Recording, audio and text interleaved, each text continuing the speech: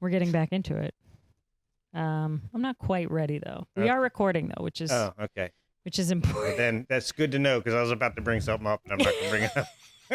You know I can edit these things, right? Yeah, I know you can, but... Oh, and with that in mind, let's see how we do. Oh! Welcome aboard the Funny Boat Podcast. I was way too early on that one, but we're doing this more live than I normally do it. Right? Yeah. Which is why there's no video, because I can't handle all of these things. You can't handle the truth. No, I cannot. I can drive a boat and flip people off, and that's about it. That's at the same time? Oh, at the same time. Nice. I'm very talented. Sweet. But I can't possibly manage to hit record on cameras. Yeah, there's a lot of and things. Run a soundboard. And later in this episode, we're going to be listening to your voicemails, you maniacs. For those brave souls that called into the Funny Boat hotline. Exactly. It's Casey Kasem. Oh, God. You are not Casey Kasem. No offense. Like zoinks. But we've got some exciting actual floating stuff going on. Yeah, we got a lot of stuff going on. Right. So the season is ramping up hardcore, or it has ramped up for me. I must have worked 20 out of 30 days in April alone, which is bonkers. So the weather was just perfect. All the boats were super exciting and very fast. Yeah. So every job was done in the same day. But then I would wake up and do it all again. So I was having a bit of a Groundhog Day time. Mm-hmm. And I was trying to remember to film things so I could make content about it. And I just totally lost track of what I was filming and why. I made a video about pantograph doors because that's a thing on boats. As in, you turn the wheel and then you shove the door open and it moves on these hinges that are very aggressive, and they elevate the whole door and move it in such a way that it feels like automated, or not quite automated. It feels like you're on a submarine or something. Well, oddly enough, that's the visual I was getting. The wheel and the you pushy spin it and the coming through and running, So, and then I looked at the video and I was like, this is boring. I'm just describing what a pantograph door is, which I just did. And you sat through it in just audio version. Strap in, folks. Strap in. Which is even more boring. Hold on to your hats. God, I'm so sorry, but we are back. We're back in the wheelhouse and doing our best. And you have a very exciting trip coming up. Yeah. I was thinking when you were saying you did a lot of days in April on boats working, I also spent a lot of days in April on boats. Okay, so your next adventure is coming up, and I'm very excited about it for you. Yeah, in just a few days. So you're heading to New Zealand. New Zealand. You're going to fly for 24 plus hours. A lot more time than I'm going to sail. It feels like it. You're going to fly for 24 hours to get to a weird island nation that's very proud of itself for its sailing culture. Yeah, it's absolutely. Depending who you talk to, that's Polynesian, but South Polynesian, ultra South Polynesian. There's a lot of debate where I feel like we're gonna get real close to things that we're gonna get in trouble for. Yeah. Let's skip all of that. The Maori. The Maori. We're gonna get phone calls about you pronouncing it wrong. Well, I won't be able to listen to said. Oh, that's true. So it's gonna be gone for a couple of weeks because you are helping some interesting characters take their boat from New Zealand to Fiji. Absolutely. Bucket list opportunity here for me, and I'm tickled to death. So I did 2 different sailing festivals in April. One was the Odyssey Sailing Festival, which if you go back quite a few episodes. We interviewed Andy Hesketh with the Ocean Cruiser podcast, and he's the organizer of that. I was in Greece last year and did that with him, and this year was BVI. I was on the boat with Erica and Warren Cook, and they have the sailing channel We Sail, and Erica and Warren, I get it. Sail. Warren and Erica. Yeah. Oh, I love that. We Sail. Yeah, that took me a while. You're much quicker on the uptake than Andy and I. Perfect. But anyway, yeah. So unfortunately, Erica is not able to make the trek to New Zealand.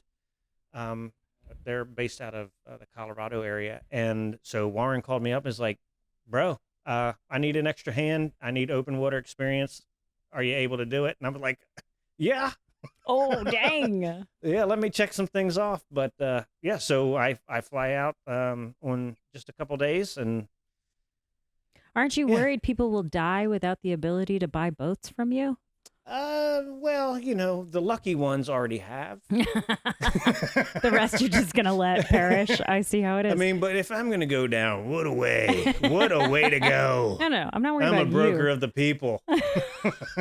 I'm not worried about you. I'm worried about all of them. Yeah, exactly. Yeah, I'll probably be their albatross that they're gonna throw over, to appease Neptune and Poseidon and all the gang. Okay. Yeah.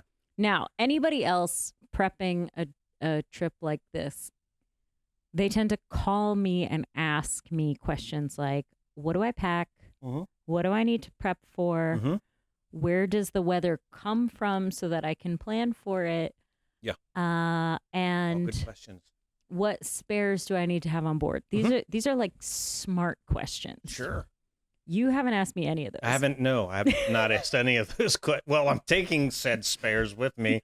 Oh, okay. I did get the phone call. Good. Hey, I can't get a hold of these. Can you bring those? Yep. And our friends, what we call the Reds, I'm actually taking spares to New Zealand for them because they will end up there in a couple of months. So you're meeting up with another set of YouTubers? I won't meet them, but I'm their delivery person. So you're a mule? Yeah. Basically, but the ATF and the DEA and all those, please don't listen to this episode.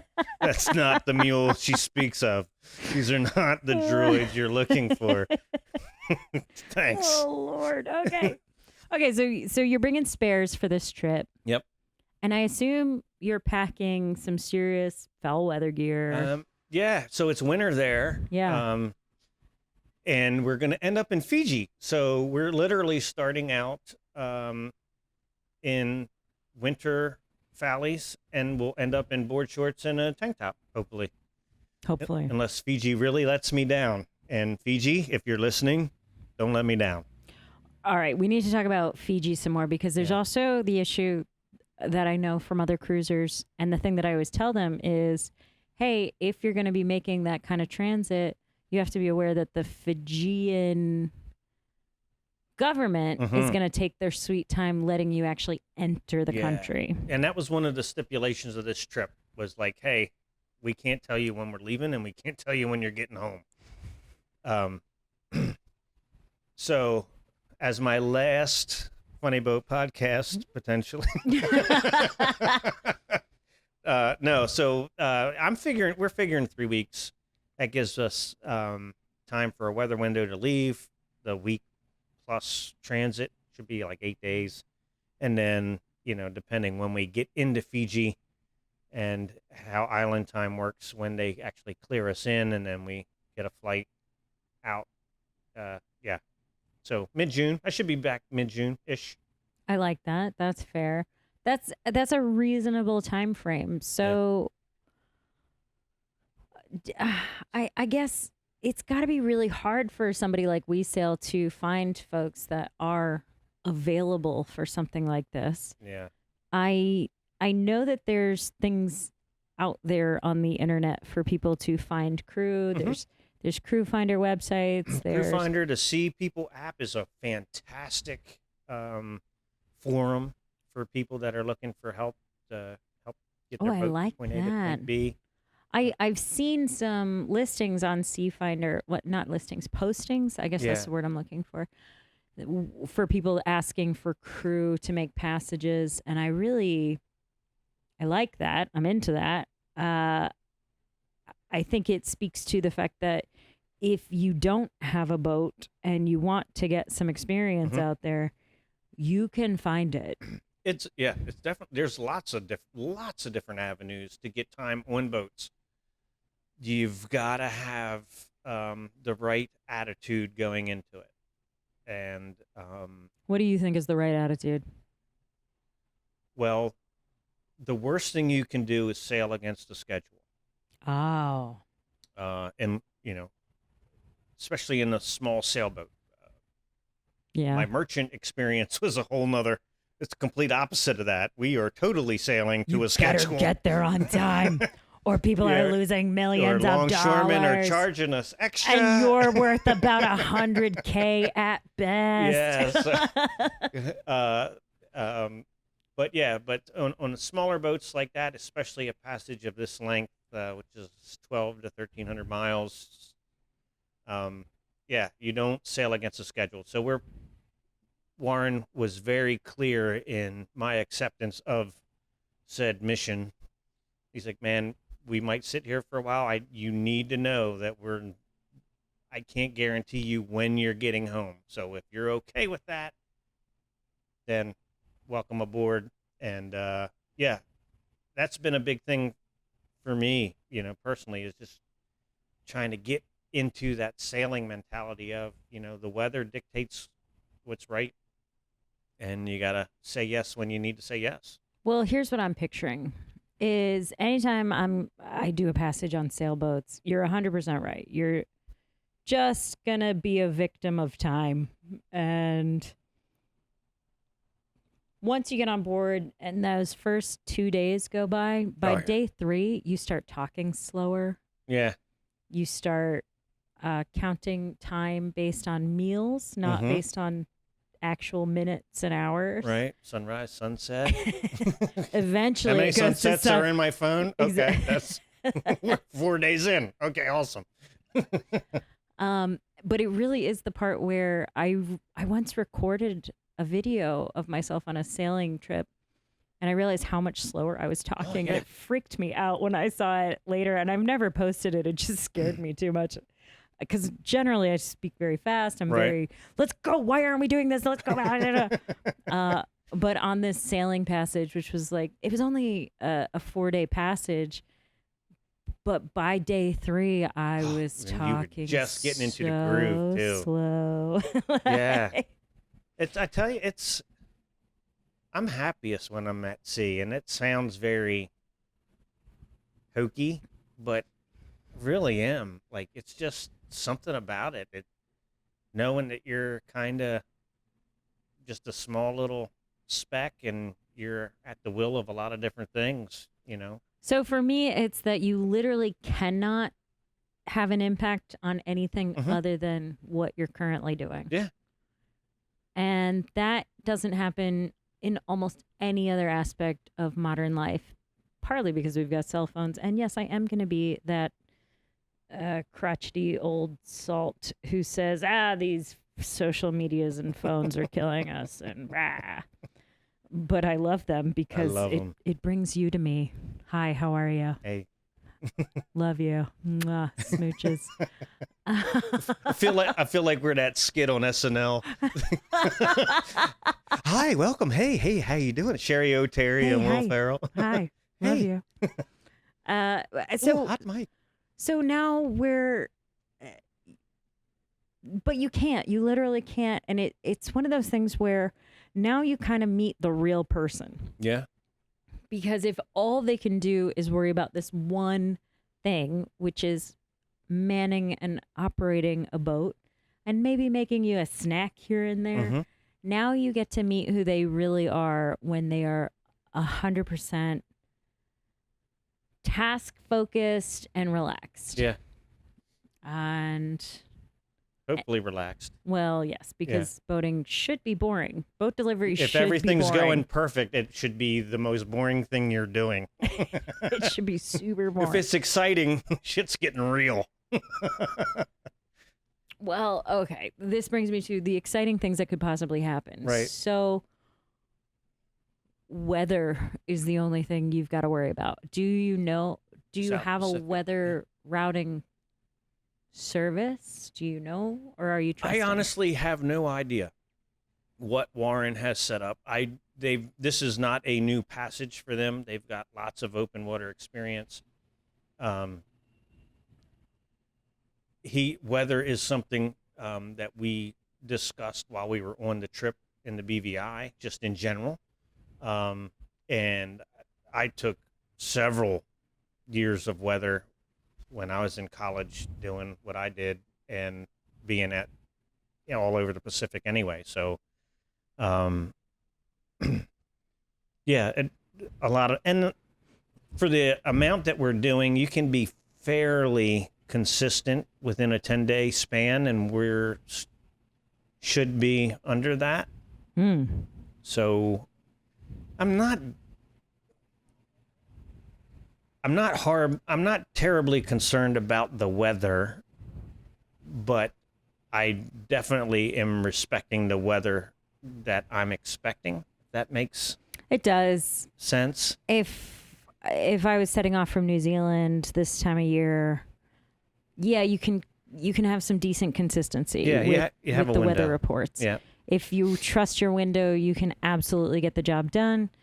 10 days is not an unreasonable amount of time to trust a weather forecast, particularly a marine weather forecast. Except there's, Yeah, there's always an exception. there's exceptions. My worry is it just the two of you? No. Oh, good. There'll be 6 of us on board. Good. So there's, from what I understand, 2 other couples, and myself and Warren will be the bromance of the boat. Smooches. Because Erica's not able to make it. Mm-hmm. But yeah. So one, this is like, New Zealand to Fiji. Never in a million years did I ever think I'd be A, in New Zealand, B, taking someone else's boat to Fiji, which a couple of the channels that I'm friends with, they're like, so is the plan just to sail everybody else's boat all over the place? I'm like, yeah, that's a great plan. I love that idea. That's what I do. Yeah, right? Sure. But I've got so many miles under the keel, and I've never ever been south of the equator, not by plane, train, automobile, or boat. Oh my God. Neither have I. Yeah. I never thought about it. I've been close. I've been in Singapore by boat, which is what, It's 6 very degrees. close. Yeah. So what, 360 miles theoretically. Oh my God. But I've never seen the toilet water flow the other way. And I am so stoked about that. Like, I'm going to flush every toilet.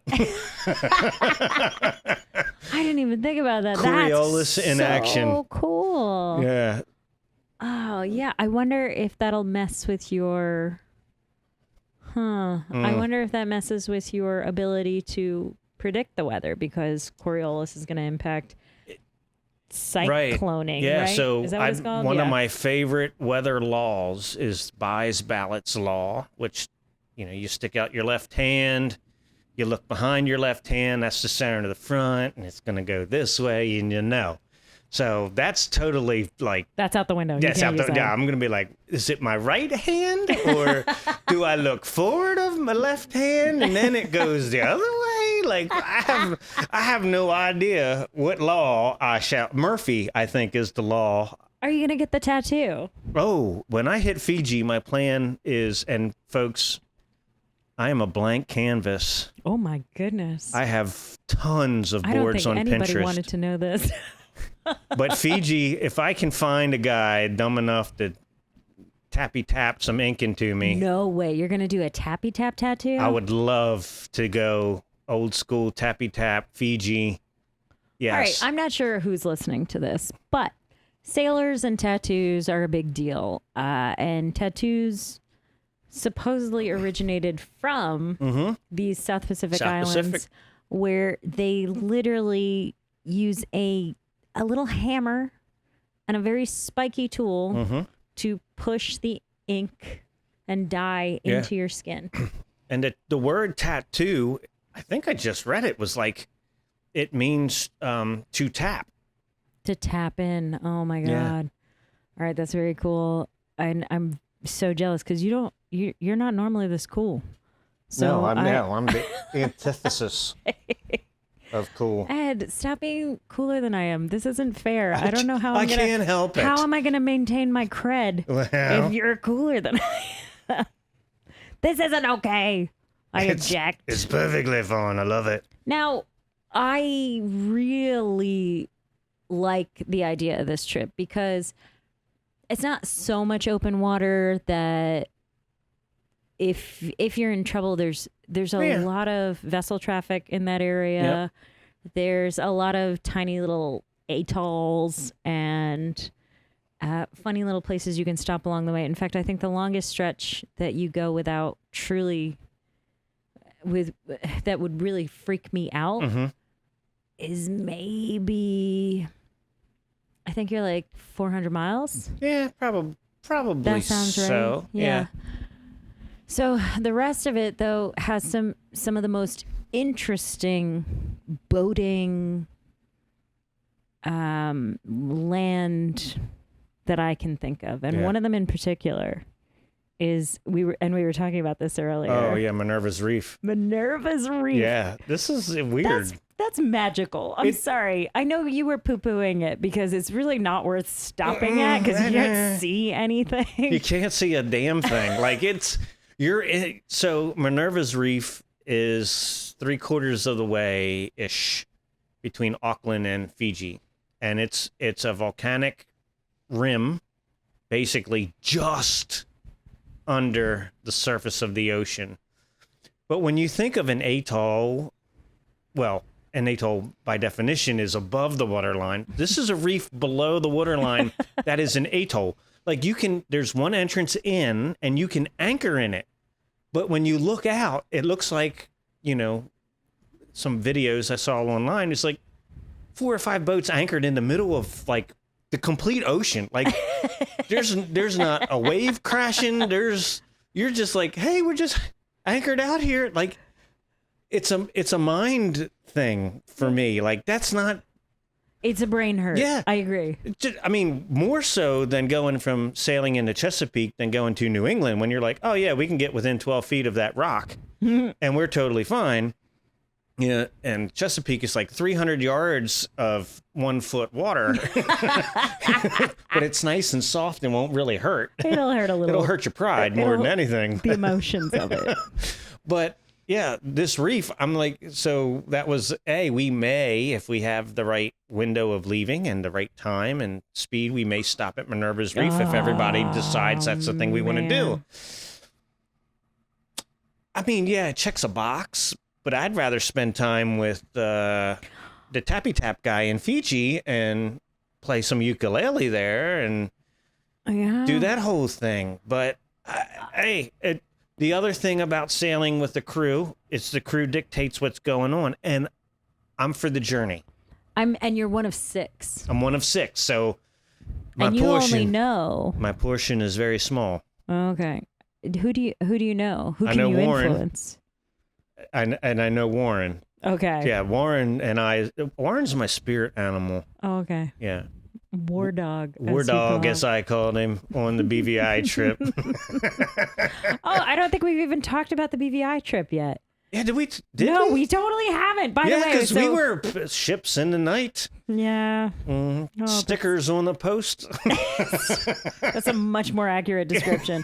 So I went to the British Virgin Islands with my family for a family vacation at the end of March, which went into April. Right. And we had a fabulous time on a beautiful catamaran, and we did the circuit.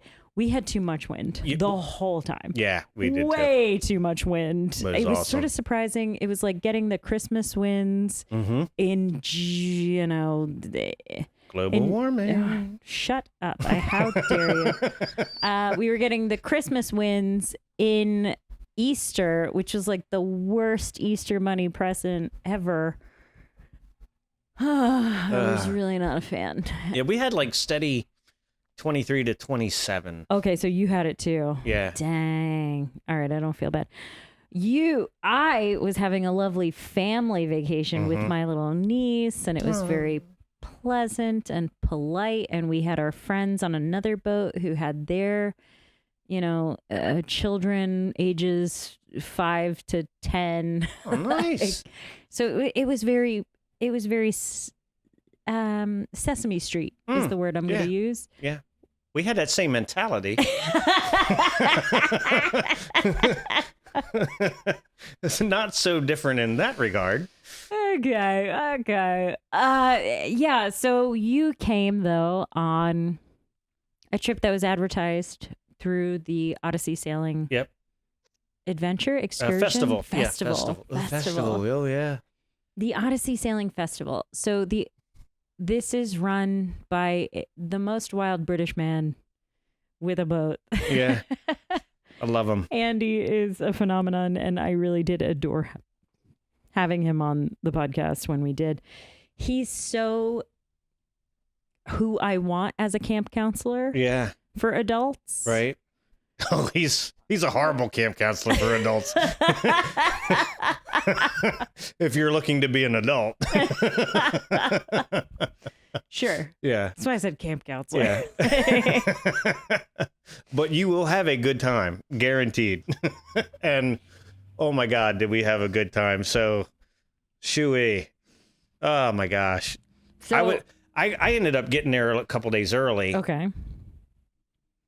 With the idea that I would help him set up. Well, the schedule he gave me on his arrival and departure was totally screwed up from the actuality of his arrival and departure. So I ran around for 2 days just buying alcohol for the captains, welcoming the captains aboard because he was a day late and blah, blah, blah. And it was such a good time, though. Oh, such a good time. We did all the things, the Cooper's Island, kind of like a ritzy brewery pubby thing there. And then I think we did Norman Island, Anegada. This is not in order, but Soggy Dollar Bar. We ended the cruise at Willie T's and did the whole Willie T's thing.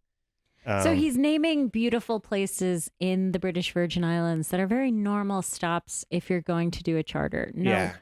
Now, 9 times out of 10, most people doing the charter, they're going to do it clockwise. Yeah, no, they're going to do it counterclockwise. I'm so sorry. I have no idea. I didn't look. Oh, God. I was like, where are we at? Most folks are going to do the British Virgin Islands counterclockwise in whatever version that means.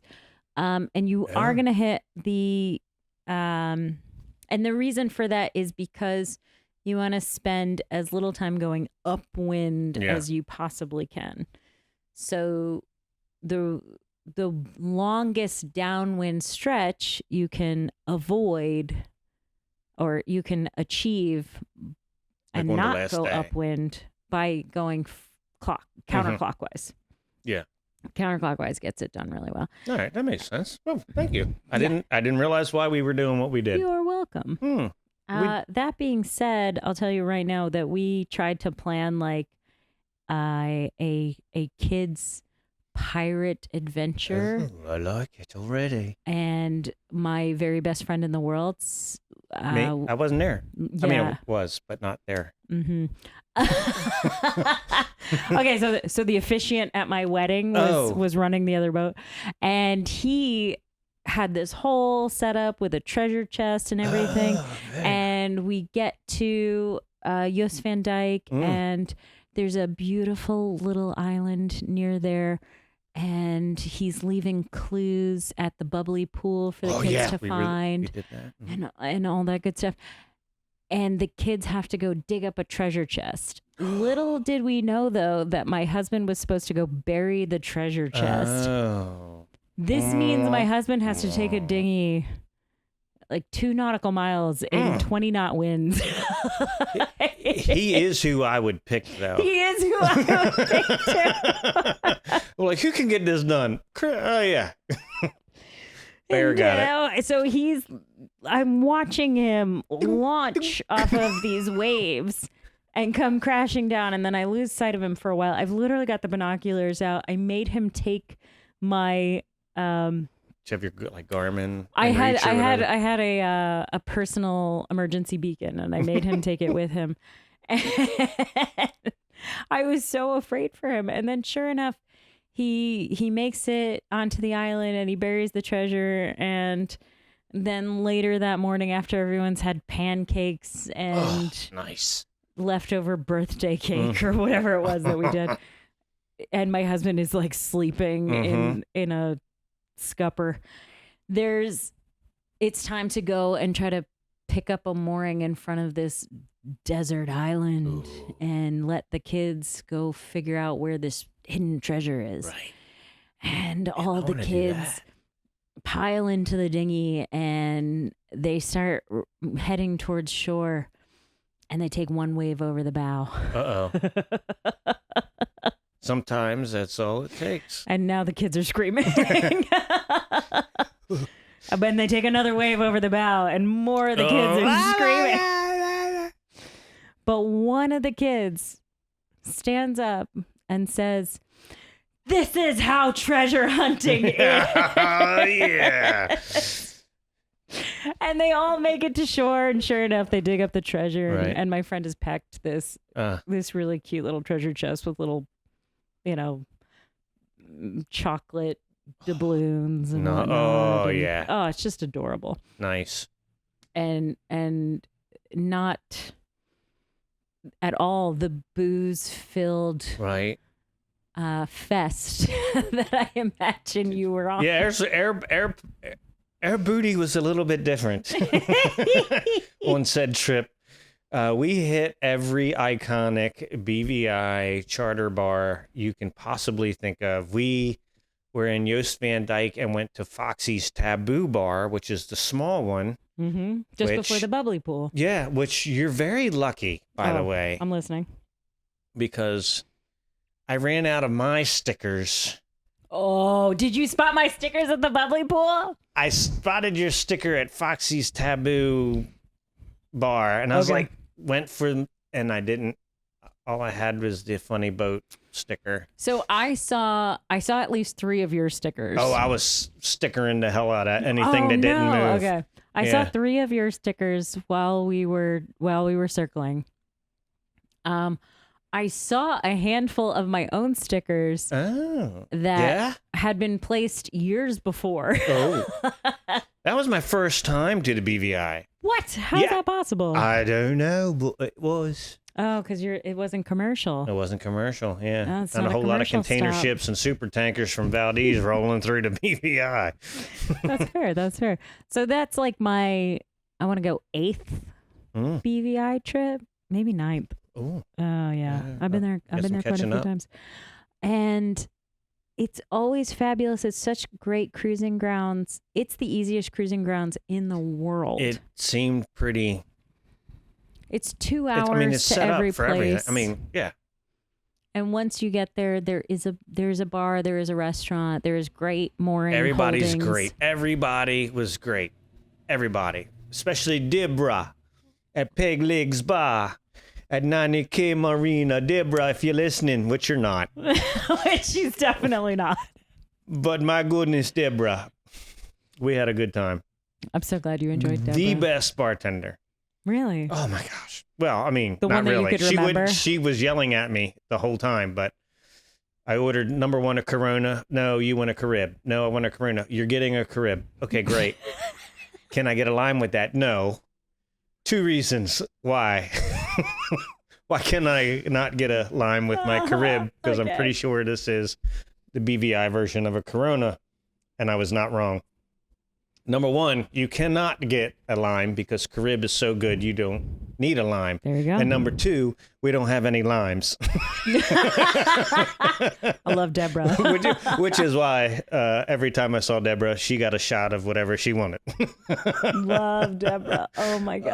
Oh, it was such a every part of that trip was just fantastic. And a lot of it, like we alluded to before, had to do with the attitude going into the trip of just, hey, I'm saying yes, and I'm enjoying it, and I'm taking me out of it and letting the trip dictate what goes on. That's really interesting. Yeah. And I do know people that hate these sailing trips in the BVI because, one, boating is camping, and they weren't ready for that. They were little bit of glamping. Yeah. Ish. Yeah, even with your cabin that has air conditioning and your own private head, it's still small. It's still not a full-on hotel room. Yeah. It never will be. So you've got people who are not ready for the camping aspect. Then, yeah, unless you're chartering something that's over 100 feet, any kind of weather or rocking and rolling, you're going to feel it. If you've got a fiberglass hull, you're going to hear it. Yeah. And then each of the bars are going to be covered in sand. And yeah, that's awesome. I love that part. I love that part. But I didn't wear shoes until I got to the airport. I love that. Oh God, that's the rock hall and me coming out. Yeah. We all know you're from a weird backwater. So there's this camping aspect to it. There's this feral aspect to it. And if that is not your thing, you're not going to enjoy a BVI trip. But if you are willing to give yourself over to that, then you might. And the same is true for any major sailing passage. You're right. You have to give yourself to it. Yeah. And be ready to just be an animal who exists only for the boat. Yeah. Well, and I doubled down on that because immediately after the Odyssey Sailing Festival, there's another festival. This was the second annual festival called the Chasing Bubbles Adorable. Festival. I love the name. And the Bubbles was the name of the boat. And it was about this gentleman who sold it all, got a boat, went and sailed. Unfortunately, he passed away, not from sailing, but from health issues.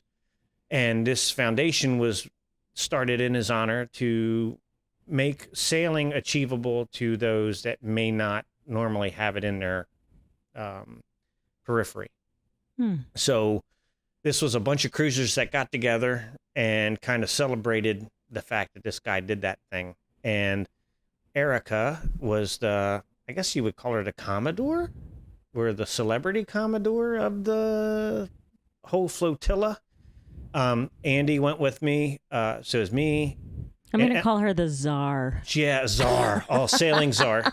So Erica was the sailing Czar. Andy was with us. Myself, Sylvia was the chef on Lauren Lander's boat. She stayed with us. And there was another chef, Ellie. I'm not sure whose boat she was on for the sailing festival. And then we were on Chase Lamac's boat from Below Deck. And oh my God, he's so cute. He's the one that has Sailing Don't Grace channel. He's got the little puppy at the boat shows. He's had him in the backpack. Charlie. But oh my gosh, Chase and I just clicked immediately. We were bros from before the whole sailing festival started, and we had a fantastic time. Sylvia ended up staying with him for like a month. I think she just got off his boat, like literally just got off his boat. They ended up sailing to Dominica, Puerto Rico, the Bahamas, and now I think I did talk to Chase the other day. He's now back in Charleston, South Carolina. You know a lot of sailing celebrities. This is annoying. I know, right? It's crazy. The beard attracts all. Sure. Yeah. So, but we had such a great that Chasing Bubbles. So the first night of the Bubbles thing, we had an 18-boat flotilla with a full-on soundboard, speakers, lights, rave that apparently went on to 6 a.m. Whoa. I checked out at 2 a.m. Good for you. But yeah, and we hit a lot of the same spots that we did. That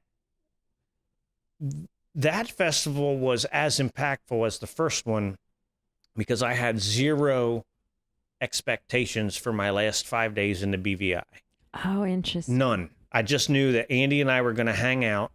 And other than that, we did not have anything slated. We were possibly going to be hanging out at some place on St. Thomas, or we were just going to stay in Tortola or whatever. And so staying in Tortola ended up not being the thing that we did. We got on Chase's boat and off we went. And it was like 3 days, and it was very cool with that sailing schedule ideal because each day it seemed like we lost, not that we lost somebody. We didn't lose anybody officially. Officially, you didn't lose anybody, or like there's no you didn't lose anybody officially. No Coast Guard paperwork was filed as far as losing people, but like that's different. After the first overnight, Ellie left. After the second overnight, somebody else left. After the third overnight, I think I left. Then Andy left. Then Erica and Chase and Sylvia kind of finished up the whole festival. It kind of really locked in that whole cruising lifestyle for me. Like, it was amazing. Like, I dinghied. We stayed at Scrub Island, and Andy dinghied me to the airport, which, like, think about it. That's beautiful. It doesn't sound that big of a deal. Yeah, okay, I got to the airport by boat, but think about it, folks. How many of you have never driven into an airport by an automobile ever? Like he dropped me off. We bro hugged up. Hey mate, I hope you have a good time. I had a blast. Can't wait to catch you. See you in Greece. Off I went, and of course he was trying to put me at the closest restaurant dock to the marina, and instead he went the opposite direction. Oh, whoops! So I had to walk I had to walk 300 yards instead of 100 yards into the airport. Still amazing, and it was just like everything was just so laid back. It was still an airport. You still walked in, but it was like I got sand on my feet still, in flip-flops, beads in my beard. No, I do like that braid in your beard. It's cute. That has its own story. I don't want to hear it. I'm sure it's pervy, and I'm not interested. No, it's not. But we did. You're a liar. We did a rum tour at 10 a.m. So it's definitely pervy. So that was amazing. And you were tricked by some woman. Yes, I gotcha. Marta. Yeah. That's okay. Women are very tricky. It was a great time. I mean, the listeners, power boaters and sailboaters alike, if you can do any type of charter experience in the islands, do it, and go in with a clean slate on expectations. Just know that you're going to have a good time. Whatever you do, you will thank me later, and we'll talk about it when I'm selling you a boat. I love it. Honestly, the islands are phenomenal, and I love them very much. And there's a reason I've been back many times, and the reason I go as a vacation. Yeah, on your own. Like, I'm not even getting paid, and I show up. It's amazing. I would pay to go, which is weird. I never pay to go anywhere. I did. Oh, I'm sorry. No, it was money well spent. Holy cow. Yeah. But I said we were going to listen to some voicemails. Well, I think we need to fill up our tankards. This is the new segment. This is the part where I put out a phone number into the world. Oh, the Ethernet. The internet has responded. Hello, internet. We're gonna do these voicemails, and I think you're gonna like them. Are you ready? Are you emotionally prepared? I doubt I'm emotionally ready, but all right. Let's do this. Hello. I was wondering when you're going to have Wayne the Boat Guy on again. He's really funny and clever, and he's like the best guest ever. Clearly. Oh, gosh. If I were blindfolded and I had to guess who left that voicemail, Listen, Wayne, darling. Wayne, my man. You're on anytime you want, man. You're on anytime. I took Wayne to, I actually made Wayne be my deckhand on a return from the Bay Bridge Boat Show. And he was having like a real emotional time about it because it's such a big boat and it's such an expensive boat. Maybe I didn't get this for free. So when I told him there were 3 helm stations, he about fell over. Yeah, I can see the mind-blowing emoji popping up right now. What? It was adorable. He made a great video about it. His walkthrough is honestly just as good as any of these professional walkthroughs, including myself. Whoa. Well, nothing compares though. Okay, there we go. To the broker with the beard. There we go. That's what I'll do. Professional eye when it comes to a walkthrough on a boat. Good Lord. Very nice, Wayne. Well done, sir. But you know what? I'm sad because I did have this beautiful footage of him sitting on the bow of the boat, and he's filming some stuff, and then he stops filming, and I'm still filming him through the windshield, and he doesn't know that I'm filming him. Yeah, that's and how you you do. can see him just kind of like inhale and exhale and Like, this is real. realize how awesome and boats are. an attitude of gratitude will take you to a lot of places. Oh, this is fabulous. Oh, that was a good one, Wayne. Thanks for calling in. I'll be the nice guy. It wasn't Wayne, it was somebody else. Oh, yeah. A great Wayne impersonator. All right, you ready for this next one? I doubt it.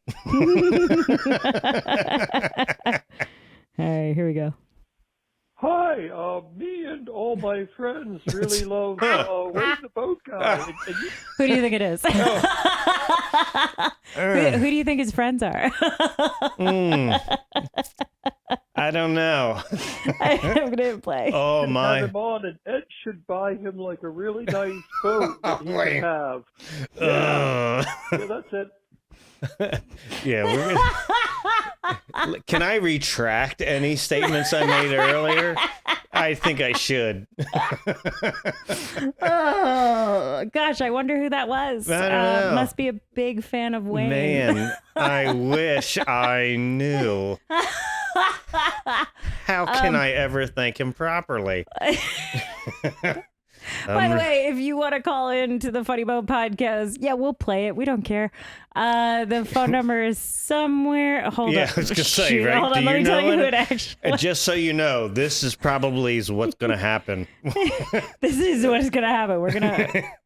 If you want to be coddled, maybe don't call in. Okay, that number is 3... Wait, is this the number? 386-243-0776. I really hope that's the number. I think that's what Wayne called. If it's not, this is going to be an amazing segment. If you want to call in, if you want to promote your stuff, go ahead. You can do that. We'll play it. We'll blank anyway. it out. We'll beep it out. I'll play it. I love it. Promote yourself, friends. We've got like we actually get like 1,000 downloads. Did you know that? What? Isn't that crazy? Isn't that crazy? Does it show you where most of the downloads go to, or like go? What do you mean go to? Like who downloaded? It's not 1,000 individual accounts. Oh, is it just me over and over again? Is that what you're saying? I may have played one or two.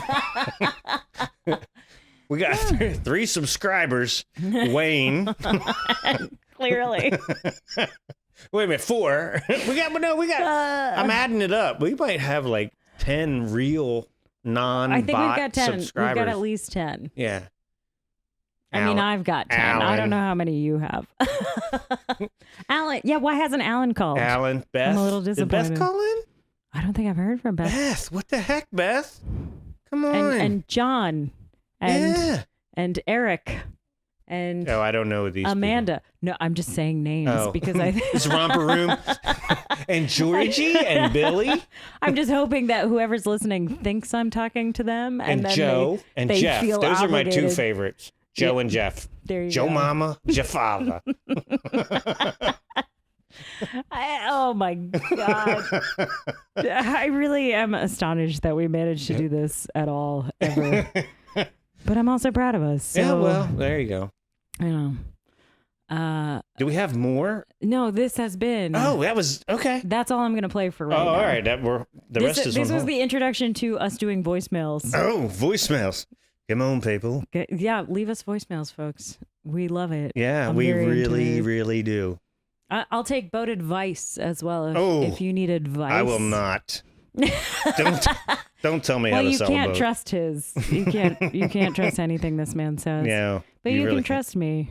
I swear. Yeah.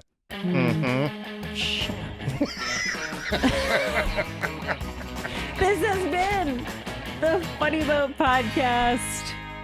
Bon voyage. I hope you have a fabulous time in Fiji. Oh, I hope so too. I'm waiting for the tap. I really want to get the tappity tap. And by that I mean tattoo. Creepy.